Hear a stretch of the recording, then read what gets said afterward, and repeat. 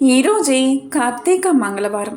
కార్తీక మాసము అంటే శివకేశవులకు అత్యంత ప్రీతికరమైన మాసం. అదేవిధంగా కార్తీక మాసంలో లక్ష్మీదేవిని పూజిస్తే లక్ష్మీ కటాక్షం తప్పకుండా కలుగుతుంది.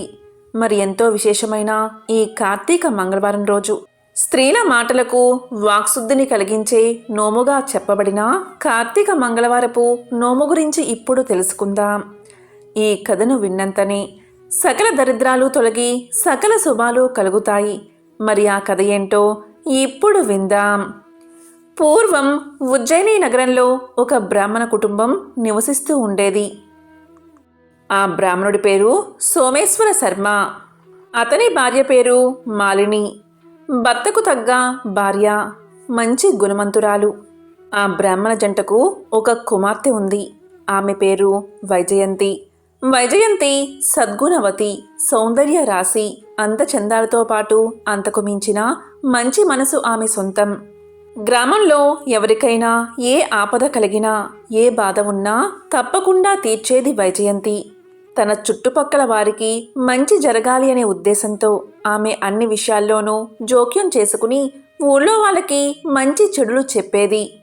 వైజయంతి యొక్క కుటుంబ నేపథ్యం, ఆమె భక్తి శ్రద్ధలు, మంచితనం గురించి తెలిసిన వారంతా ఆమె ఏది చెబితే అదే చేసేవారు. అయితే ఆమె మంచి జరుగుతుంది అని చెప్పిన ప్రతి ఒక్కసారి ఏదో ఒకటి చెడు జరుగుతూనే ఉండేది. అదే ఊరిలో సోమయ్య, సోమిదమ్మ అని రైతు కుటుంబం నివసిస్తూ ఉండేది.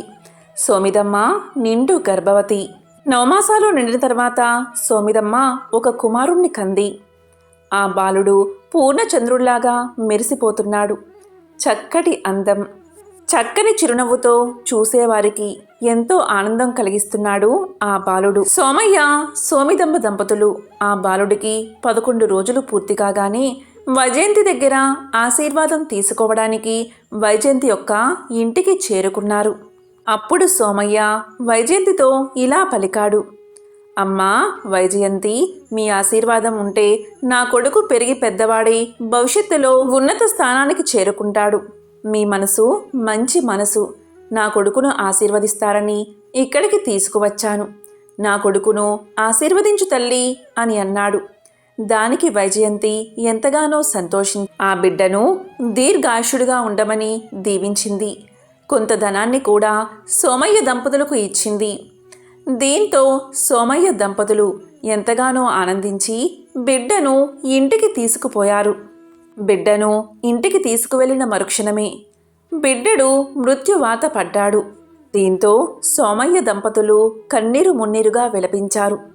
ఇది చూసిన చుట్టుపక్కన వారంతా వైజయంతి దీవించడం వల్లే ఇలా జరిగింది అని వైజయంతిని ఎంతగానో తిట్టుకున్నారు.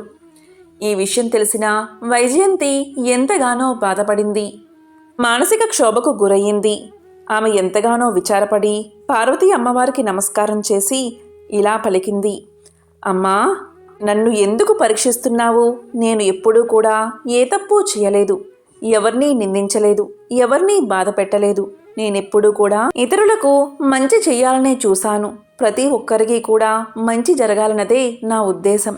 కానీ నేను ఇప్పుడు ఏం చేసినా కూడా, ఏమి కోరుకుంటున్నా కూడా అది ప్రతి ఒక్కరికి చెడే జరిగేలా చేస్తుంది. దానివల్ల నాకు ఎంతగానో బాధ కలుగుతుంది అని పార్వతీదేవికి తన బాధను విన్నవించుకుంది. తన భక్తురాలు బాధను చూడలేకపోయినా పార్వతీదేవి సదాశివుడితో సహా అక్కడ ప్రత్యక్షమైంది. చూడమ్మా వైజయంతి, నీవు చాలా మంచిదానివి, నీవు బాధపడుకో అని ఓదార్చింది. అప్పుడు ఇలా పలికింది అమ్మవారు. వైజయంతి, కార్తీక మంగళవార నోము నోచుకో. దానివల్ల వాక్శుద్ధి కలుగుతుంది. ఫలితంగా నువ్వేం చెప్తావో అదే జరుగుతుంది అని తెలియచేసింది. అదేవిధంగా విధి విధానాలను ఇలా చెప్పింది. కార్తీక మంగళవారం రోజు సూర్యోదయానికి ముందే నిద్రలేచి తలారా స్నానం చేయాలి. పూజాగదిని, ఇంటిని శుభ్రం చేసుకోవాలి. గుమ్మానికి తోరణాలు కట్టాలి. గడపకు పసుపు కుంకుమలతో అలంకరణ చేసుకోవాలి. అదేవిధంగా పూజా మందిరంలో కుమారస్వామి యొక్క వెండి ప్రతిమను ఉంచి ఆ స్వామిని షోడశోపచారాలతో పూజించాలి. స్వామివారికి తీపి పదార్థాలను నైవేద్యంగా సమర్పించాలి. ఈ విధంగా 18 వారాల పాటు నోము నోచుకుని ఆ తర్వాత బ్రహ్మచారిగా ఉన్న ఒక బ్రాహ్మణుణ్ణి పిలిచి కుమారస్వామి ప్రతిమతో పాటు వాయనం ఇవ్వాలి అని అమ్మవారు తెలియచేసింది. ఇంకా పార్వతీదేవి ఇలా పలికింది, రేపే మంగళవారం, రేపు ఉదయమే కార్తీక మంగళవారపు నోము నోచుకో. నోము పూర్తయిన తర్వాత ఆ అక్షింతలను ఆ బాలుడి మీద చల్లు. వెంటనే ఆ బాలుడు తిరిగి జీవిస్తాడు అని ఆశీర్వదించి అమ్మవారు అంతర్ధానమయ్యింది. దాంతో వైజయంతి ఆ ఆది దంపతులకు నమస్కారం చేసి కార్తీక మంగళవారం రోజు నోమును నోచుకుంది. పూజాక్షింతలను ఆ కుమారుడి మీద చల్లగానే ఆ బాలుడు తిరిగి పునర్జీవితుడు అయ్యాడు. అప్పట్నుంచి ఊళ్ళో వాళ్ళందరూ తమ బాగుకొరి వైజయంతి ఏది చెబుతుందో అదే జరుగుతూ ఉండడంతో అందరూ కూడా ఆమెను మరింత అభిమానంగా చూసుకోసాగారు. స్త్రీల మాటలకు వాక్శుద్ధిని కలిగించే నోముగా కార్తీక మంగళవారం నోము ప్రసిద్ధి చెందింది. నోము అంటే మనసుని కేవలం భగవంతుడిపైనే లగ్నం చేసి స్వామిని పూజించి ధ్యానం చేసేదే నోము. మరి ఎంతో పవిత్రమైన ఈ కార్తీక మంగళవారం రోజు శివకేశవులతో పాటు లక్ష్మీదేవిని ఆరాధిస్తే ఎనలేని లక్ష్మీ కటాక్షం కలుగుతుంది. మరి ఈరోజు ఆ అమ్మవారికి సంబంధించిన ఒక విశేషమైన కథను ఇప్పుడు విందాం. ఒకసారి నారాయణుడు లక్ష్మీదేవితో ఇలా పలికాడు, దేవి, ప్రజల్లో ఎంతో భక్తి పెరిగింది. అందరూ నారాయణ నారాయణ అని జపిస్తున్నారు అని చెప్పాడు. ఆ మాటలు విన్న లక్ష్మీదేవి ఇలా అంది, నాదా, అది మీకోసం కాదు, నా కరుణా కటాక్షం కోసమే. మీ మీద భక్తి పెరిగింది అని పలికింది. అప్పుడు మహావిష్ణువు ఇలా అన్నాడు, అయితే జనులంతా లక్ష్మీ లక్ష్మీ అని ఎందుకు జపించడం లేదు అనగా లక్ష్మీదేవి ఇలా సమాధానం చెప్పింది, అలా అయితే నాదా, ఓ పరీక్ష పెడదాం భక్తులకు అంది.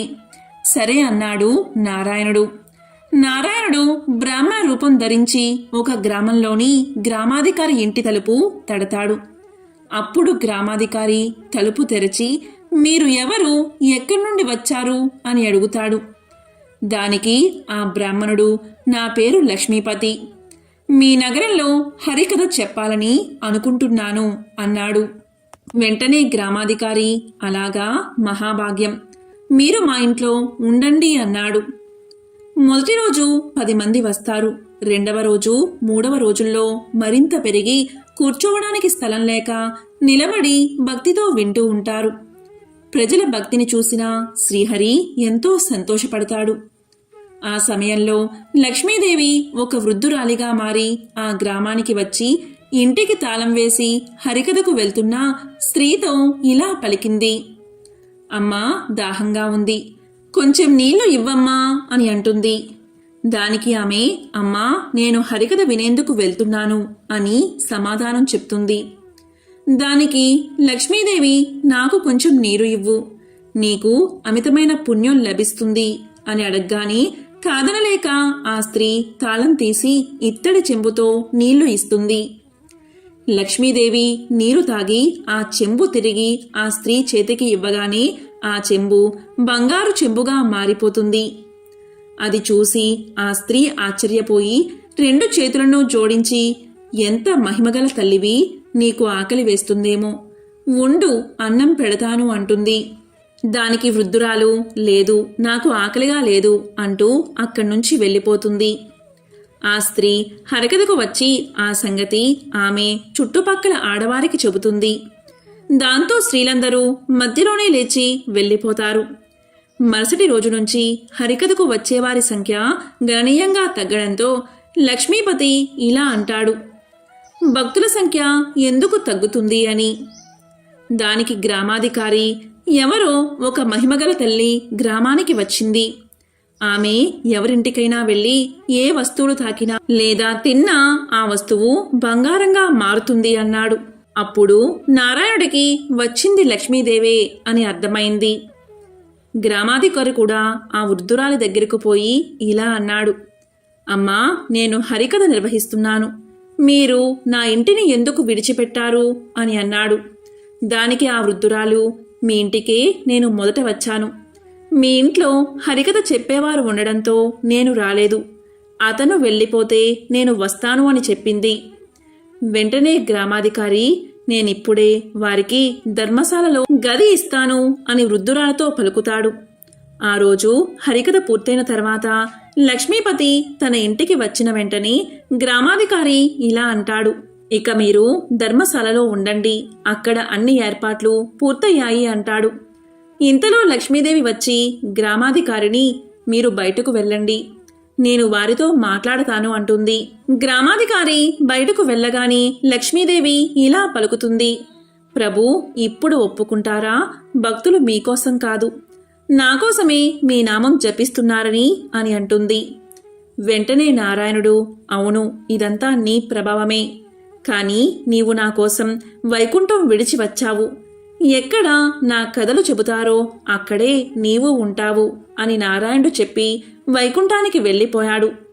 ఆ తర్వాత ప్రతి ఒక్కరూ తమ ఇళ్లలోకి ఈ తల్లి రావాలని కోరుకుంటారు. అప్పుడు లక్ష్మీదేవి అందరితో ఇలా చెబుతుంది, నేను కూడా వెళ్తున్నా, నారాయణుడు ఎక్కడ ఉంటే అక్కడే నా నివాసం, మీరు నారాయణుణ్ణి పంపించారు, అందుకే నేను కూడా ఆయన దగ్గరికే వెళ్ళిపోతున్నాను అని సమాధానం చెప్పి వైకుంఠాన్ని చేరుకుంటుంది. అందుకే ఎక్కడ నారాయణుడు ఉంటాడో, ఎక్కడ నారాయణ మంత్రాన్ని జపిస్తారో, ఎక్కడ నారాయణుడి పూజలు చేస్తారో, ఎక్కడ శంఖధ్వని వినిపిస్తుందో, ఎక్కడ తులసితో ఆ మహావిష్ణువును అర్చిస్తారో అలాంటి వారి యందు లక్ష్మీదేవి కూడా తిష్ట వేసుకుని కూర్చుంటుంది.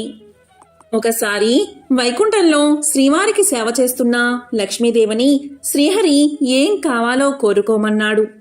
అప్పుడు లక్ష్మీదేవి ఇలా పలుకుతుంది, నాదా, ఏ భార్య అయినా తన భర్త అనురాగం తనకు ఉండాలని కోరుకుంటుంది. నాకు మీ అనురాగం పుష్కలంగా ఉంది, ఇంతకన్నా అదృష్టం మరేం కావాలి అని పలుకుతుంది. దానికి శ్రీహరి చిరునవ్వు నవ్వి, లక్ష్మి, నా అనురాగం మాత్రమే కాదు, ఆ పరమేశ్వరుడి అనుగ్రహం కూడా ఉండాలి, కాబట్టి నీవు శివుణ్ణి ప్రసన్నం చేసుకో అని చెబుతాడు. ఈ మాటలు విన్న లక్ష్మీదేవి భూలోకంలో ఒక అనువైన స్థలంలో పరమేశ్వరుడి కోసం ఘోర తపస్సు చేస్తుంది.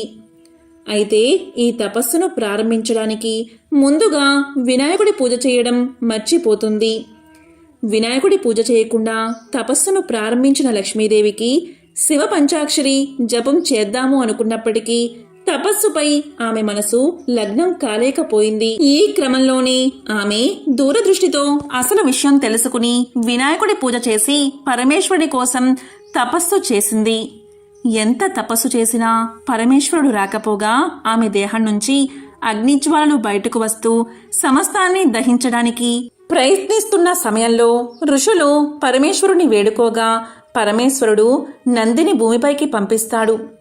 తన మనోభీష్టం నెరవేరాలంటే రుద్రహోమం చెయ్యాలని బ్రాహ్మణ వేషంలో ఉన్న నందీశ్వరుడు లక్ష్మీదేవికి తెలియచేస్తాడు. ఈ క్రమంలో హోమాన్ని ప్రారంభించిన లక్ష్మీదేవి హోమం నుంచి ఒక భయంకర రూపం బయటకు వచ్చి ఆకలి ఆకలి అంటూ ఆర్తనాదాలు చేస్తుంది.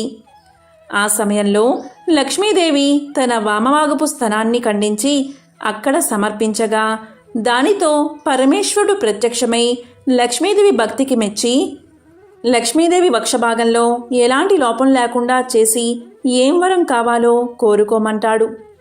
అప్పుడు లక్ష్మీదేవి ఇలా పలుకుతుంది, పరమేశ్వరా, అన్ని వేళలా నాకు నీ అనుగ్రహం కావాలి అని కోరుకుంటుంది. దానికి పరమేశ్వరుడు తదాస్తు, నీవు విష్ణు వక్షస్థలంలో స్థిరంగా ఉంటావు అని వరాన్ని ఇవ్వడం వల్ల లక్ష్మీదేవి విష్ణుమూర్తి వక్షస్థలంలో కొలువై ఉంది. పూర్వం అవంతి నగరంలో ధర్మయ్య, శ్యామల అనే దంపతులు ఉండేవారు. ధర్మయ్య వడ్రంగి పని చేసుకుంటూ జీవితం గడిపేవాడు. ఆ దంపతులకు 3 కుమార్తెలు. ఒక సంవత్సరం కరువు కాటకాలు వచ్చి ధర్మయ్యకు పని దొరకక ఇల్లు గడవడానికి కూడా చాలా కష్టపడ్డాడు. ఆ తరువాతి సంవత్సరం కూడా కరువుతో దేశమంతా అల్లాడిపోయింది. ప్రజలందరూ తిండి గింజలు దొరకక నానా ఇబ్బందులు పడ్డారు. ఇక ధర్మయ్య పరిస్థితి ఇంకా దారుణంగా ఉంది. తినడానికి 2 పూటల భోజనం కూడా దొరకక మరమరాలు తింటూ ఇల్లంతా కాలం గడుపుతున్నారు.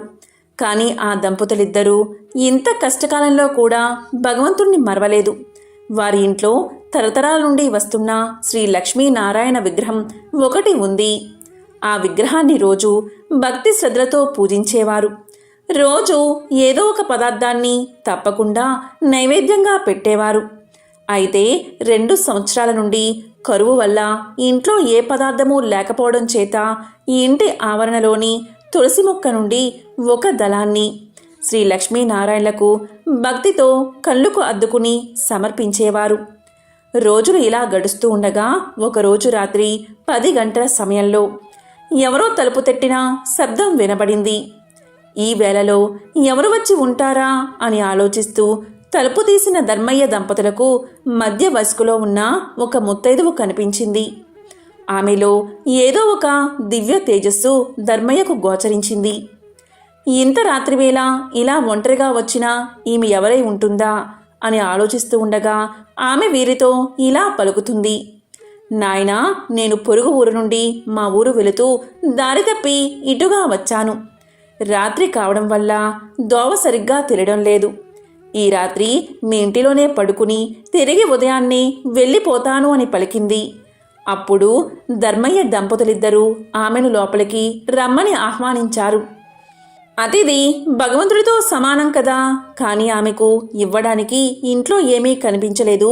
వాళ్ళకి కాసిన్ని మంచినీళ్ళు మాత్రమే ఇచ్చారు. ఇంట్లో పడుకోవడానికి ఒక చాప మాత్రమే ఉంది. ఆ రాత్రి ఆమె ఆ చాపపైనే నిద్రించింది. తెల్లవారగానే వెళ్ళడానికి సిద్ధమైంది. అప్పుడు ధర్మయ్య దంపతులిద్దరూ ఆమెతో ఇలా అన్నారు. తల్లి, నీవు తేజస్సుతో సాక్షాత్తు జగన్మాత అయిన శ్రీ మహాలక్ష్మిగా ఉన్నావు. నిన్ను ఒట్టి చేతులతో పంపుతున్నందుకు మాకు ఎంతో బాధగా ఉంది అన్నారు వారిద్దరూ. అప్పుడు ఆమె ఇలా పలుకుతుంది. దంపతులారా, మీరు చింతించవద్దు. మీ ఇంట్లో ఉండడానికి ఒప్పుకున్నారు, అదే చాలు అంది. అప్పుడు శ్యామలమ్మ ఆమెకు బొట్టు పెట్టి పంపించింది. ఆమె వెళ్ళిన తర్వాత కాసేపటికి ఇంట్లో ఏదో చప్పుడు వినిపించింది. ఏమిటా అది అని ఇల్లంతా చూడగా శ్రీ లక్ష్మీనారాయణ విగ్రహం వద్ద నుండి శబ్దం వస్తున్నట్టుగా వారు గమనించారు. అక్కడ కొన్ని బంగారు నాణాలు పడి ఉన్నాయి. అప్పుడు ఆ దంపతులకు జరిగిందంతా అర్థమైంది. రాత్రి తమ ఇంటికి వచ్చింది మరెవరో కాదు, సాక్షాత్తు జగన్మాత శ్రీ మహాలక్ష్మి. ఆ తల్లికి తామేమీ ఇవ్వలేకపోయామే, చెయ్యలేకపోయామే, కనీసం తగిన వసతి కూడా కల్పించలేకపోయామే అని ఎంతో బాధపడ్డారు.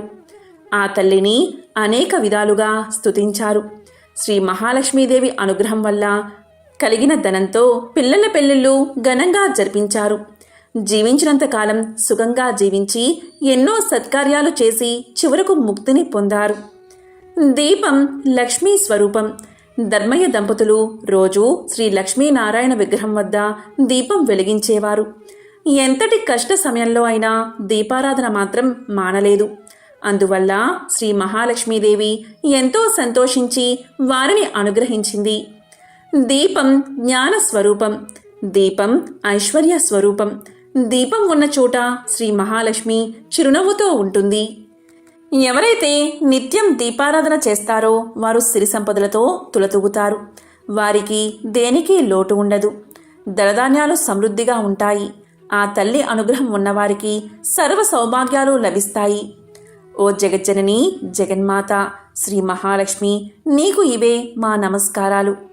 మంగళప్రదాయిని నీవు, నీకే ఇవి మా ప్రణామాలు. లోకేశ్వరి, నీకు ఇవే మా నమస్కారాలు. భక్తుల కోరికలు తీర్చే కల్పవల్లివి నీవు. నీ కటాక్షం ఉన్నవారికి సర్వ సౌభాగ్యాలు చేకూరతాయి. దేనికి లోటు లేకుండా జీవితమంతా ఆనందంగా గడుస్తుంది. శ్రీ మహాలక్ష్మి కటాక్షం లేనివారు బానిసత్వం, దారిద్ర్యం, అప్పులు, భార్యావియోగం, అనారోగ్యం ఇలాంటి అనేక కష్టాల పాలవుతారు. సర్వమంగళ ప్రదాయిని అయిన జగన్మాత ఆరాధించిన వారికి దేవిని దాసదాసీజనం, పుత్రులు, మిత్రులు, బంధువులు, ఆరోగ్యం, ధనం, ధాన్యం, వాహనమని అష్టైశ్వర్యాలు లభిస్తాయి. శ్రీ లక్ష్మీనారాయణను ఎవరైతే ఎప్పుడూ మనసులో ప్రార్థిస్తూ ఉంటారో వారికి సర్వ సౌభాగ్యాలు కలుగుతాయి. వారికి ఎటువంటి పరిస్థితుల్లో కూడా ఆపద దరిచేరదు. శ్రీ లక్ష్మీనారాయణులు అన్యోన్యమైన జంట. మత్స్య అవతారంలో శ్రీ లక్ష్మిగాను, కూర్మావతారంలో కూర్మావతిగాను, నరసింహ అవతారంలో శ్రీ మహాలక్ష్మిగాను, వరహ అవతారంలో భూలక్ష్మిగాను, శ్రీరామావతారంలో సీతగాను, శ్రీకృష్ణావతారంలో రుక్మిణిగాను ఆ మహాలక్ష్మి తన పెర్మిటి అయిన శ్రీమన్నారాయణుడితో కలిసి అవతరించింది. మరి ఎంతో పవిత్రమైన ఈ కార్తీక మంగళవారం రోజు శివకేశవులతో పాటు లక్ష్మీదేవిని ఆరాధిస్తే ఎనలేని లక్ష్మీ కటాక్షం కలుగుతుంది. మరి ఈరోజు ఆ అమ్మవారికి సంబంధించిన ఒక విశేషమైన కథను ఇప్పుడు విందాం. ఎంతో పవిత్రమైన విశేషమైన కార్తీక మంగళవారం రోజు ఈ కథను విన్నా, చదివినా, చెప్పినా, వినిపించినా జన్మల పాపాలు తొలగి కోటి జన్మల పుణ్యం వస్తుంది. ఓం నమః శివాయ. ఓం నమో నారాయణాయ. ఓం శ్రీ మహాలక్ష్మియే నమః. ఓం శ్రీ మాత్రే నమః.